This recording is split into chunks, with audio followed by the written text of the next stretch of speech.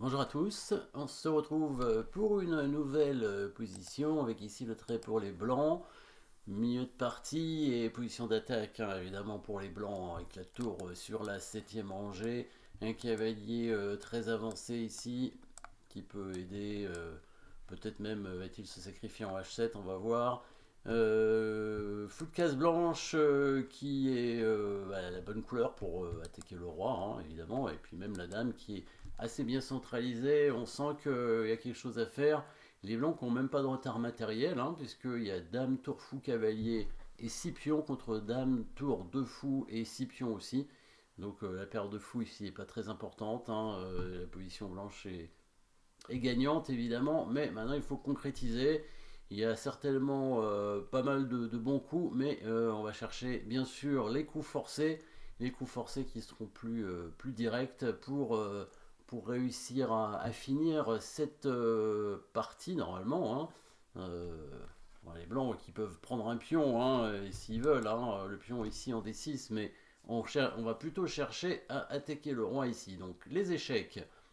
Donc il y a tour prend fou, il y a fou D5, et il y a dame D5. Voilà, trois échecs. Donc tour prend fou, roi prend tour, évidemment. Il y aurait encore un échec après avec la dame. Le cavalier pourrait donner échec, mais il y a le fou en C8 qui défend. La dame pourrait faire échec en C3. Le roi reviendrait en G8 et pour l'instant on ne voit pas la suite.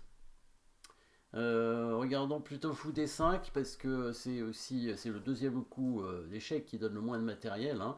Fou D5 échec, il prend avec le pion, on reprend avec la dame sur échec. Et là, oui, on s'aperçoit qu'il peut y avoir le fameux moulin, on va dire, entre la dame et le cavalier pour donner mat. Après, par exemple, roi H8, cavalier F7 échec.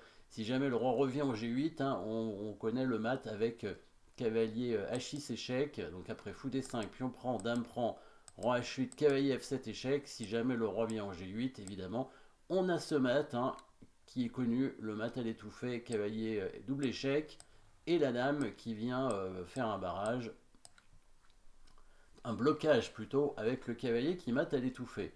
Si sur le coup de cavalier F7, les noirs prennent simplement avec la tour, eh ben, on va reprendre avec la dame. Et là, le mat aussi est imparable, hein. On menace dame, prend fou, mais on menace aussi tour 8, hein, et c'est surtout ça qui est imparable finalement, puisque les noirs pourraient protéger le fou avec leur dame, mais après tour 8 échec, ils sont mat au prochain coup, évidemment. Du coup, sur fou des 5 échecs, ça voudrait dire que les noirs ne peuvent pas prendre le fou. Et oui, sinon ils se font mater rapidement, donc on est obligé de mettre le roi en H8, pas le choix. Voilà. Et ici, on va chercher à nouveau les coups forcés pour trouver un mat assez rapidement, normalement. Alors, bon, pareil, il y a qu'un seul échec cette fois, avec le cavalier ici, euh, qui va permettre au noir probablement de prendre le cavalier pour éviter le mat. Parce que s'il bouge le roi, il y aurait quand même une découverte du fou, hein, et on a vu que le fou était pratiquement imprenable de toute façon. Donc le cavalier peut à peu près aller où il veut. Donc probablement sur le cavalier F7, il y aurait tour prend F7 et on va pas le mater tout de suite. Les blancs ici vont trouver un mat assez rapidement. Un mat, combien de coups? Mat en 3 coups, je dirais, hein, à peu près, hein. Peut-être que les noirs peuvent retarder en sacrifiant leur dame et en faisant un échec.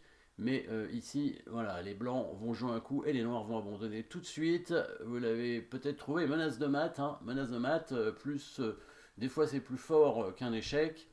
Là, ça va être le cas, menace de mat. Alors, il y en a pas mal, hein, des menaces de mat. On pourrait envisager aussi coup intéressant, dame H3. Peut-être sur dame H3, les noirs pourraient avancer leur pion de 2 cases en H5 et éviter le mat en 3 coups en tout cas. Ce sera quand même mat assez rapidement si les blancs se débrouillent bien, mais voilà, vous l'avez trouvé peut-être avec le coup dame C3 ici, hein, menace mat en G7.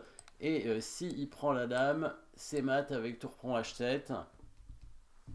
Et il peut pas vraiment défendre le fou parce que s'il met sa dame devant, de toute façon, on prend la dame et on remenace mat. Parce que la seule façon de parer le mat serait de défendre le fou maintenant, hein. Ici, il met sa tour en G8 pour défendre. Il y a toujours le petit mat à l'étouffer avec le cavalier en F7. Voilà, donc jolie petite combinaison finale. Évidemment, hein, c'était pas. La combinaison n'était pas forcée pour gagner, mais c'est ce qui permet de gagner le plus vite et voilà, et sans risque, on va dire, hein, parce qu'on sait toujours que plus la partie s'éternise et plus on a de risques d'erreur, bien sûr, dans les parties. Merci d'avoir suivi cette position. N'oubliez pas de vous abonner et à très bientôt.